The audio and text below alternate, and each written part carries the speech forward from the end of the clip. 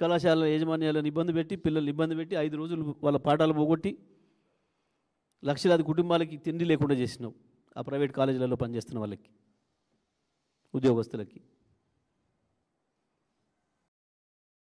నేను భయపెట్టించి నడుపుతా. ఏం భయపెట్టిస్తావు? ఎంతకాలం భయపెట్టిస్తావు? ఒక్క మాటలు చెప్పాలంటే రేవంత్ రెడ్డికి ఎందుకో భయం మొదలైంది.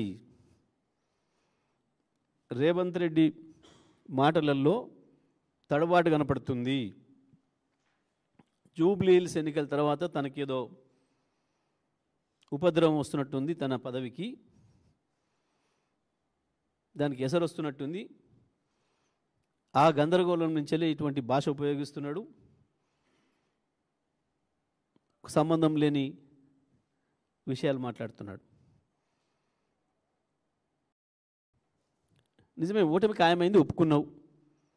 ఇది రెఫరెండం కాదు అని దాంట్లో తేలిపోయింది.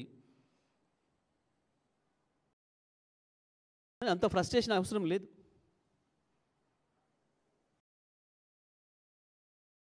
దానివల్ల ఇంకా తప్పులు ఎక్కువ చేస్తున్నావు తప్ప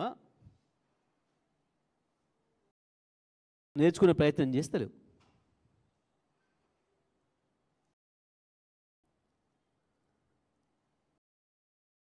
ఈ మూర్ఖ భాష, ఈ అజ్ఞాన మాటలు, ఈ బూత్ మాటలు బంద్ చేస్తే మంచిది రేవంత్ రెడ్డి.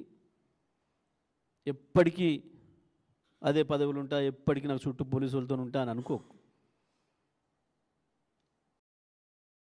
ప్రజలు అసహ్యించుకునే దశ వచ్చింది. నీ భాషకు, నీ పని విధానానికి. ఎంత ఉన్న వాళ్ళే మాట్లాడుతున్నారు. ఎమ్మెల్యేలు, ఎంపీలు, మంత్రులే మాట్లాడుతున్నారు.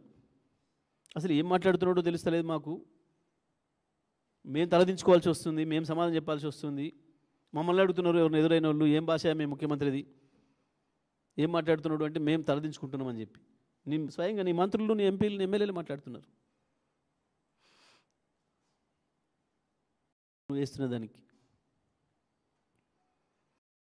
నువ్వు ఎన్ని చేసినా, ఎన్ని అరాచకాలు చేసినా, నువ్వు పోలీసులను వాడినా, నువ్వు ఎన్ని దుర్మార్గాలు చేసినా, ఏం చేసినా జూబ్లీ హిల్స్లో నువ్వు గెలవడం సాధ్యం కాదు. అది స్పష్టం తేలిపోయింది. రేవంత్ రెడ్డి, నువ్వు ఫ్రస్ట్రేషన్లో పోయి ఇంకా ఇట్లా నేను ఇష్టం వచ్చినట్టు బూతులు మాట్లాడతా అనుకుంటే నేను చరిత్ర క్షమించదు. వీటన్నిటి కూడా నువ్వు అనుభవించాల్సిన పరిస్థితి వస్తుంది. చేసిన ప్రతి తప్పుకు, మాట్లాడిన ప్రతి మాటకు. ఒళ్ళు దగ్గర పెట్టుకొని ఇప్పటికైనా భాష మార్చుకొని మాట్లాడితే మంచిది.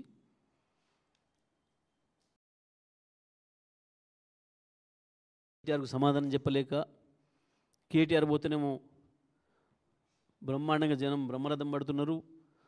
ఎటు చూసినా యువకుల కేరింతలు కనబడుతున్నాయి. నువ్వు పోతే స్పందన లేదన్న ఏడుపు కనబడుతుంది.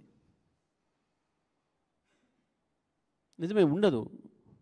నువ్వు పరిపాలనలో ఉన్నావు కాబట్టి సహజంగానే ఉండదు నీకు. పైగా ఆయనతో చేసిన పని ఏం లేదు కాబట్టి, నీ వల్ల ఉపయోగం పొందిన వాళ్ళు ఎవరు లేరు కాబట్టి అక్కడ రావడం లేదు నువ్వు పోతే.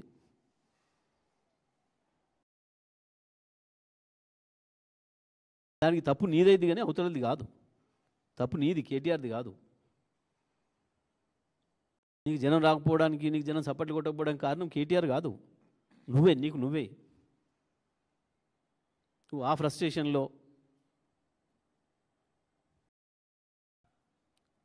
ఈ రకంగా మాట్లాడి ఆ పదవి గౌరవాన్ని తీయకు, తెలంగాణ గౌరవాన్ని తీయకు. ఇప్పటికే పోయింది. గుజరాత్, బీహార్ పోతే ఎలగొట్టే పరిస్థితి తెచ్చుకుంటువి నోటితోని. నిలగొట్టి పొంగులేటిని పిలిపించుకోండి. అర్థం కావట్లేదా ఇంకా నీకు? ఆ సామెత ఉండే, అదేంది, వచ్చిరాని భాష మాట్లాడి వాళ్ళంతా వాళ్ళ కొట్టుకుండోడు అని. వచ్చిరాని మాట్లాడితే ఇప్పుడు అవతల వాళ్ళు తిట్టబట్టి వచ్చిన భాషలో, తెలిసిన భాషలోనే మాట్లాడతామాయి. ఎందుకు అహంకారం? ఎందుకు?